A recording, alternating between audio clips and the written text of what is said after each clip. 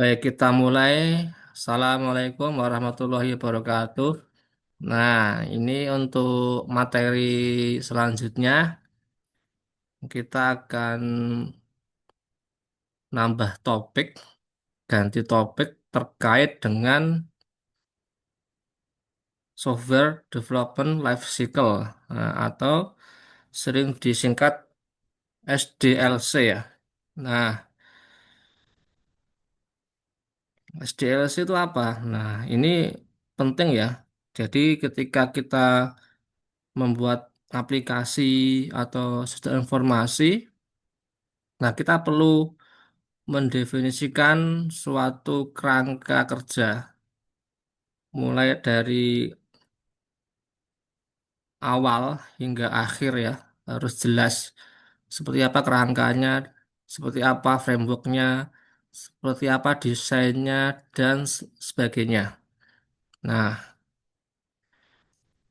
kita mulai. Nah, ini apa itu SDLC? Nah, SDLC adalah serangkaian tahapan terstruktur yang digunakan dalam pengembangan sistem informasi atau perangkat lunak atau TI dari perencanaan awal, planning, sampai pelirisan atau maintenance ya, atau pemeliharaan.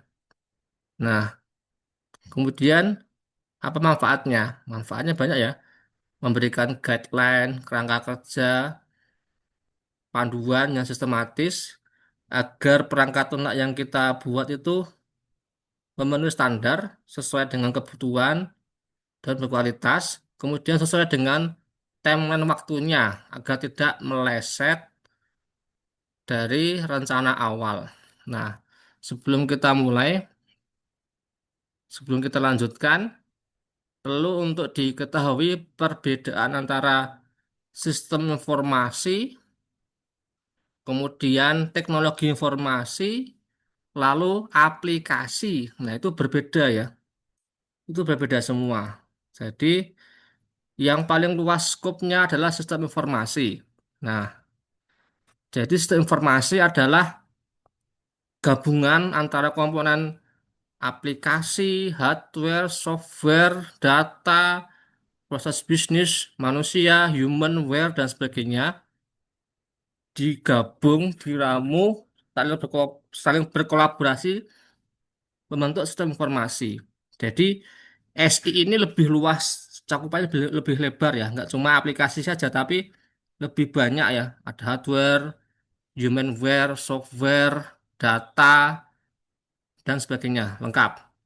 Nah, kemudian kalau teknologi informasi lebih ke arah infrastrukturnya, hardware-nya, jaringannya seperti apa, sistem eh, jalurnya seperti apa, yang digunakan untuk mengelola atau mengirimkan informasi.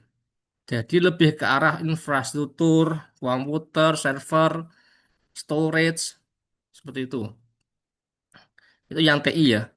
Kemudian untuk software atau aplikasi, nah ini lebih sempit lagi. Ini terkait dengan aplikasi digitalnya, perangkat lunaknya yang digunakan untuk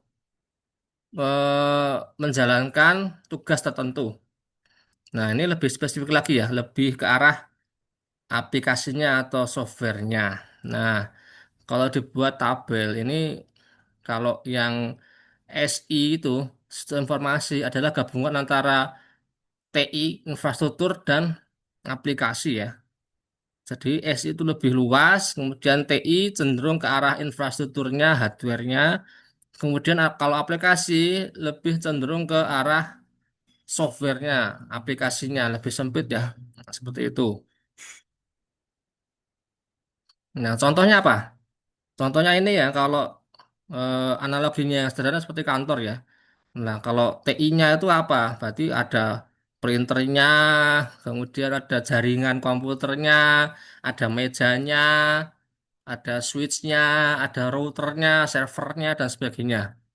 Nah, kalau aplikasinya apa ya di kantor ya? Ada aplikasi Office, internet, Google Chrome, Firefox, aplikasi apa lagi, dan sebagainya. pemutar video, pemutar gambar, pengelola, pengolah citra dan sebagainya. Nah, kalau sistem informasinya ya semua kantor itu meliputi aplikasinya, gedungnya, bangunannya, softwarenya, tanahnya juga masuk itu, alatnya, orangnya dan sebagainya.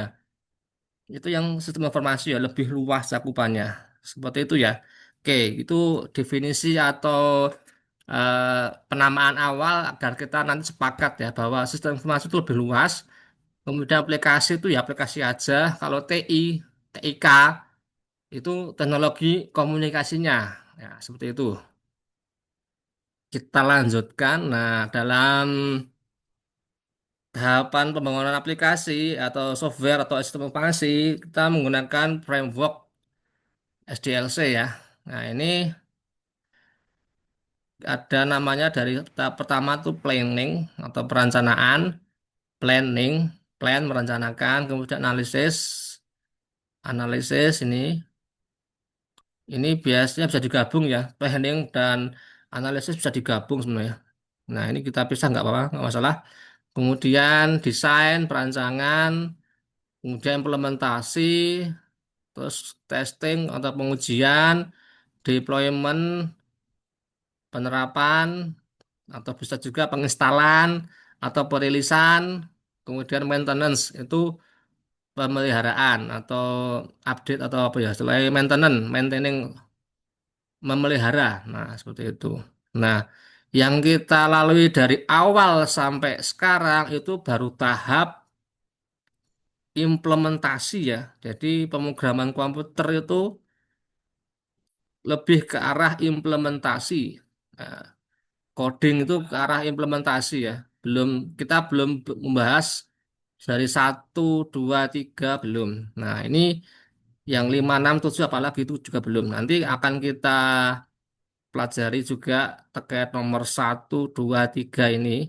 Yang nomor 3 sudah kita pelajari di awal ya, ada IRD sebenarnya di database IRD. Nanti kita akan review ulang. Nah, kemudian yang selanjutnya dalam SDLC ada beberapa model yang dipakai, yang terkenal. Ya, yang pertama model waterfall. Nah, waterfall itu apa? Waterfall itu artinya air terjun kan. Water itu air, fall itu jatuh, air terjun artinya. Jadi pendekatannya satu arah dari atas, dari mata air terjun ke bawah. Ya, dari atas, dari perencanaan ini sampai ke deployment atau maintenance. Nah, satu arah aja, tidak tidak bisa balik lagi karena kalau air terjun mesti ke bawah, nggak mungkin air terjun naik ke atas lagi, mesti ke bawah dari tahap analisis, planning, kemudian langsung ke maintenance atau eh, berurutan langsung ke bawah. Nah, jika jika tahap perencanaan ini belum selesai, itu tidak boleh lanjut ke analisis. Jadi benar-benar satu tahap itu harus selesai. Pelan satu tahap selesai, kemudian tahap kedua selesai, tahap selanjutnya 3, 4 berurutan selesai satu per satu ya. Itu yang model waterfall. Nah ini kemudian model iteratif. Nah ini yang bisa berulang. Jadi pengembangannya bisa berulang-ulang ya. Terserah bisa berulang di fase awal atau di fase tengah atau di fase akhir bebas atau di semua fase bebas. Pokoknya berulang dari planning, misalkan dari planning ya, dari planning, kemudian desain, nah kemudian diulang lagi juga boleh, ke planning lagi, analisis, desain, diulang lagi juga boleh. Kemudian nanti udah selesai, lanjut ke implementasi, testing, diulang lagi juga boleh, ulang lagi, kemudian dan seterusnya sampai rilis. Nah, itu iteratif ya, boleh ngulang-ulang terus. Nah, yang spiral, nah ini yang spiral tuh eh, berulang tapi lebih dalam, deep dive. Jadi menganalisis ke faktor risiko dan prototipe. Jadi eh, dicoba prototipe satu, oke. Lanjut, diulang terus terus prototipe prototipe diulang-ulang spiral sampai spiralnya selesai seperti obat nyamuk. Nah, contohnya ini ya, spiral itu seperti ini. Spiral ini ya. Jadi ada kuadran ini, identifikasi masalah, kemudian dicek resikonya seperti apa, kemudian deploy evaluasi. Spiral terus berkali-kali kali-kali sampai selesai. Nah, itu yang spiral. Nah, kemudian agile. Nah, agile ini lebih adaptif, lebih eh, apa ya? Kolaborasi, lebih banyak iterasi mengulang-ulangnya dan bisa ngacak ya. Nah, jadi ngulangnya bisa ngacak, bisa ngulang urutan, bisa ngacak bebas. Dengan adaptif bisa mengulang-ulangi terus dan berfokus pada kolaborasi. Contohnya Scrum, Kanban, SP, dan sebagainya. Nah, jadi kalau agile itu misalkan tahap pertama analisis, itu yang dikerjakan bukan modul semuanya, tapi mungkin baru modul satu. Contohnya gini, sistem informasi akademik. Nah, sistem informasi sekolah lah, akademik.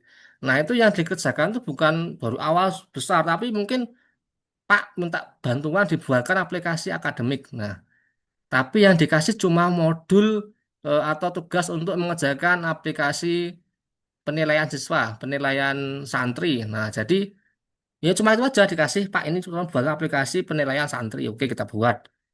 Kita buat analisisnya, kemudian kita kirim, kita rilis, minta lagi yang lain. Aplikasi itu Pak, aplikasi untuk mengelola mata mata pelajaran kita buatkan. Nanti bulan sekian muncul lagi permintaan, yaitu namanya agile. Jadi lebih lebih adaptif, lebih acak ya, eh, lebih menyesuaikan kebutuhan dari user atau pelanggan. Seperti itu yang agile. Nah, kemudian, nah ini kelebihan dan kekurangan dari model tersebut ya. Nah, kalau waterfall karena semua didefinisikan lengkap di awal, nah maka kelebihannya yaitu strukturnya jelas. Jadi lengkap ya, ada ruang lingkupnya, batasannya seperti ini, latar belakang jelas semua, dokumentasi lengkap. Tetapi jika ada sesuatu yang di luar konteks, nah ini jadi kekurangan.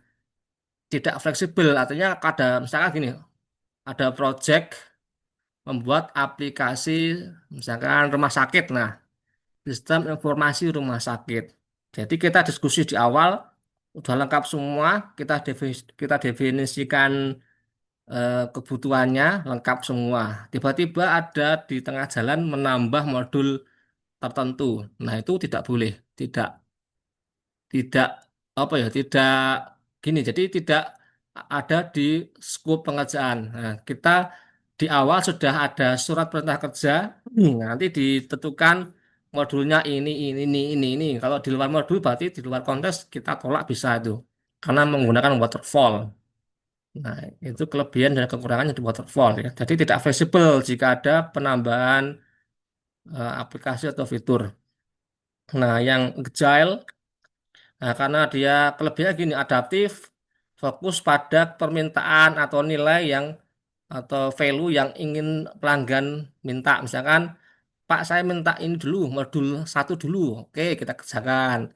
Tiba-tiba nanti muncul modul dua, modul tiga, empat, dan seterusnya kita kerjakan. Jadi pelanggan tuh merasa dihargai, terus diterima semua masukannya. Jadi ada interaksi yang intens antara user dan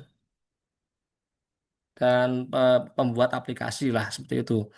Nah, apa kekurangannya? Hal kekurangannya gini, dokumentasinya menjadi agak kacau ya, agak banyak perubahan untuk mendokumentasikannya agak ribet. Jadi akan muncul dokumentasi RPA-nya akan minimalis atau mungkin sangat global. Jadi skopnya bisa menambah banyak. Jadi lebih ke arah perbaikan dokumentasi yang sering. Jadi di sisi dokumentasinya agak ribet lah intinya gitu. Nah, Kalau yang model spiral, nah ini setiap step akan diurutkan, analisis, kemudian kita cek risikonya seperti apa, kita buat prototipe satu sampai rilis, oke aman. Kita buat lagi prototipe 2, 3, dan seterusnya sampai aman semua, sampai semua sekian prototipe selesai, baru dirilis. Nah, itu secara kelebihannya akan bagus ya, karena secara testing dan eh, food quality-nya akan terjaga. Tetapi kekurangannya banyak. Pertama kompleks karena sangat banyak sekali yang kita tes dari depan sampai rilis testing, kita tes rilis prototipe ya. Kita tes dan membutuhkan waktu dan biaya tinggi. Karena apa? Karena molor banyak, ada eh, pengujian risiko dan sebagainya akan memolorkan waktu ya. Nah, itu biaya tinggi juga karena waktunya nambah. Nah, Nah, ini kapan menggunakan model SDLC tertentu? Nah, ini tergantung apa? Kebutuhan project. Nah, untuk project yang persyaratan stabil, artinya tidak perlu banyak perubahan kebutuhan, tidak banyak yang gonta-ganti modul, itu menggunakan waterfall bagus.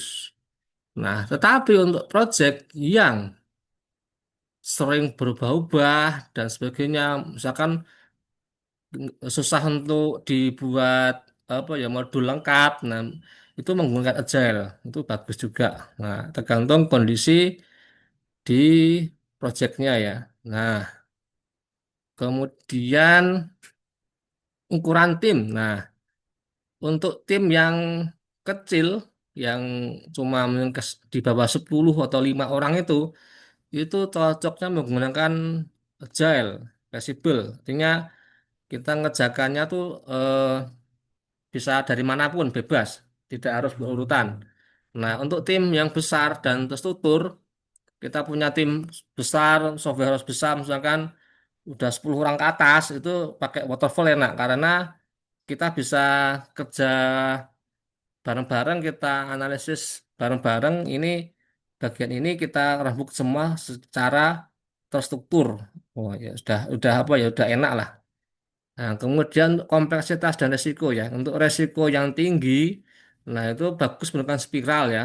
Nah, spiral tuh berarti setiap nambah modul atau prototipe kita tes seterusnya itu. Itu yang spiral. Nah, tapi untuk yang pengen cepat, aku nggak pengen lama tapi jadi. Nah, itu pengennya cepat pakai agile. Dengan resiko yang besar tapi cepat. Nah, itu menggunakan agile. Jadi kayak aplikasi contohnya apa yang pakai agile itu? Agile contohnya aplikasi yang tidak beresiko tinggi. Nah, contohnya apa? Oh, misalkan aplikasi CMS, publikasi berita dan sebagainya itu pakai agile. Nah, kemudian contoh aplikasi yang spiral. Nah, ini contoh aplikasi spiral apa? Sistem informasi yang eh, membutuhkan prototipe. Contohnya sistem informasi akademik bisa, rumah sakit juga bisa karena perlu ada prototipe dan sebagainya. Nah, untuk yang waterfall, nah ini biasanya aplikasi-aplikasi yang waterfall di dunia nyata itu diterapkan di aplikasi pemerintah ya. Jadi di sana proyeknya kita tentukan skopnya, ruang lingkupnya, kita definisikan secara lengkap, kita diskusi, kita ambil semua kebutuhan dari pelanggan, kita catat, udah. Setelah itu kita buat analisis, desain, dan seterusnya. Jadi kalau ada permintaan di luar itu kita tolak. Nah, itu yang biasanya terjadi, yang saya alami seperti itu. Oke. Kita lanjutkan untuk studi kasus singkat. Nah, contohnya ya waterfall. Nah, ini contoh ya, pengembangan sistem core banking dengan persyaratan keamanan dan regulasi yang ketat. Nah, ini contohnya ya. Nah, ini berarti sistem perbankan, oke, bisa waterfall juga nggak masalah atau menggunakan sistem spiral. Oke, berarti harus lengkap modul-modulnya, core-nya apa, intinya apa. Kalau udah lengkap baru dibuat. Jadi kalau di perbankan mencela-mencele, mencela-mencele, strukturnya, infrastrukturnya, terus frameworknya kan susah. Itu harus didefinisikan secara jelas di depan biar tidak ada perubahan yang terjadi di ketika develop. Jadi yang perbankan juga bisa masuk ke definisi ini ya, berarti harus lengkap semua biar tidak terlalu banyak perubahan. Kalau banyak perubahan kan agak kacau perbankan tuh sebenarnya. Oke, kemudian yang agile contohnya aplikasi e-commerce ya. Nah, ini bisa juga e-commerce kita masukkan ke kategori agile development karena akan menyesuaikan kebutuhan dari pelanggan ya. Adaptif, misalkan pelanggan ingin nambah fitur tertentu, nah segera di develop. Misalkan pembeli ingin bisa fitur pembayaran dengan metode A, di develop lagi. Dengan metode yang lain, develop lagi. Terus penjual bisa posting satu gambar, kita buat. Pak, saya mau bisa posting video, kita buatkan. Jadi berubah-ubah, tergantung ke permintaan dari pengguna. Seperti itu ya. Oke, selanjutnya tantangan dalam penerapan SDLC. Nah, jadi tantangan yang sering ditemui adalah perubahan kebutuhan. Jadi kalau kita misalkan udah develop, tiba-tiba pelanggan minta pergantian modul atau nambah kebutuhan ini, nambah yang ini. Nah, itu lebih tepatnya menggunakan model adaptif ya, agile. Nah, itu atau iteratif itu lebih enak ya. Perubahan-perubahannya lebih lebih dapat kita tangkap. Nah, kemudian komunikasi dengan stakeholder. Nah, jika ada kesenjangan pemahaman antara tim teknis dan non teknis. Jadi eh, kita sering gini, sedang ada eh, kesalahpahaman komunikasi antara tim developer, mungkin tim analis sistem dan sebagainya. Jadi perlu ada diskusi ya dari tim drafting, misalkan tim yang tim wawancara lah, tim yang menganalisis kebutuhan sistem analis. Ya, jadi dia diskusi dengan klien, dengan pelanggan, masalahnya ini, kemudian ini, diskusi terus bla bla bla bla bla. Nah, hasil dari diskusi itu kan dibuat dalam dokumentasi perancangan analisis sistem informasi. Nah, itu nanti dilempar lagi ke tim developer, programmer. Nah, nanti setelah itu dari developer jadi dilempar lagi ke tim mana? Tim testing. Nah, testing, sekian testing. Oke, udah oke. Kita lempar lagi ke tim deployment, tim yang instalasi. Nah, itu kan banyak tim tuh. Nah, kadang-kadang ada komunikasi yang tidak paham atau ada yang miskomunikasi antara tim itu. Jadi kita perlu apa? Perlu dokumentasi ya. Dokumentasi ketika pertama kali diskusi atau wawancara dengan klien didokumentasikan dengan dalam bentuk wawancara, direkam bisa, direkam videonya, direkam wawancaranya, kemudian bisa kita catat kebutuhannya, bisa juga itu. Kemudian dari dokumentasi wawancara itu kita buatkan dalam analisis kebutuhan, planning dulu analisis kebutuhan, kita catat semua dalam dalam catatan buku atau nanti akan kita pelajari ya. Dokumentasi biasa itu catatan itu kemudian setelah itu kita desain tim desainer ya analisis sistem desain dalam bentuk apa DFD, UML dan sebagainya kita buat dalam dokumentasi lengkap. Nah, setelah lengkap semua baru dikasihkan ke programmer. Nah, apa yang coding nanti coding. Oke, udah lengkap semua dari programmer selesai kita kasihkan dalam bentuk software aplikasi yang selesai, kasihkan ke tim testing.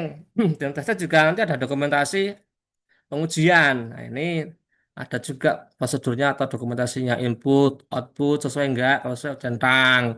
Kalau enggak nanti reviewnya apa. Nah, itu ada dokumentasinya.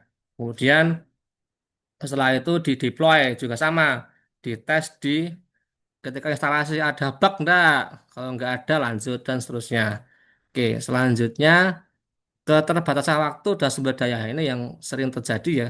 Jadi aplikasi itu kan sebenarnya ada tenggang waktunya sekian bulan jadi. Nah itu nanti kadang-kadang wah mepet dari selesai kok belum selesai. Kita nambah apa? Programmer bisa, nambah resource yang lain bisa. Jadi eh, perlu ada resource tambahan. Nah, itu kadang-kadang kalau nggak bisa mengkalkulasi, menghitung, nanti bisa miss, bisa boros sumber daya ya, dan bisa juga waktunya akan molor. Nah, itu yang kita kita hindari ya. Jadi perlu ada kalkulasi butuh berapa sih yang analis sistemnya, butuh berapa sih untuk yang develop aplikasinya.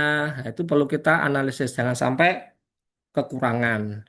Dan jangan sampai kelebihan. Kalau kelebihan juga kita tekor nanti kita menggaji, membayar seorang programmer. Nah, itu juga jangan sampai seperti itu ya. Harus bisa pas nah dengan sumber daya dan waktu yang disediakan untuk menyelesaikan proyek tersebut.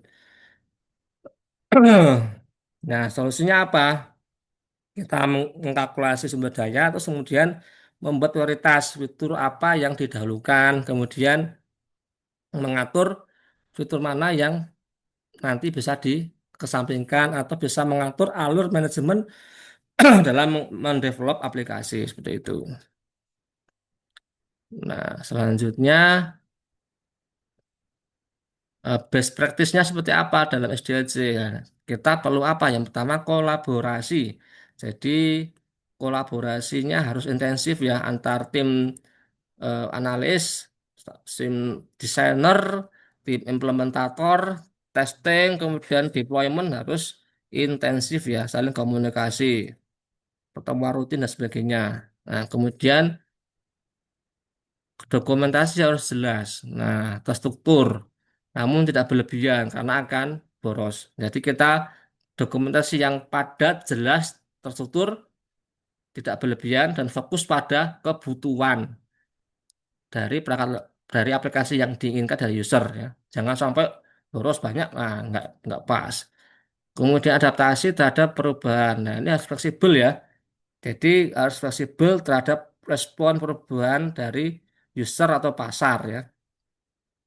Bisa responsif lah. Kemudian kita bisa mengotomatisasi proses ya. Nah, bisa menggunakan AI, kemudian testingnya pakai otomasi dan sebagainya atau integrasi dengan yang lainnya biar untuk mempercepat waktu pengerjaan. Jadi kalau dari sisi kami biasanya menggunakan untuk yang awal analisis kita menggunakan AI, bisa membuat form-formnya dari AI, terus kemudian pertanyakan langsung ke orangnya ya. Ini diskusi, kemudian setelah itu kita buatkan analis kebutuhannya seperti apa, pakai AI juga sebenarnya, pakai AI dan sebagainya pakai AI semua.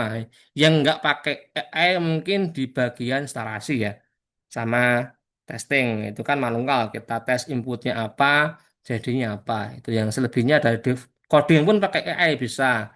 Dari analis, nih dari analisis tadi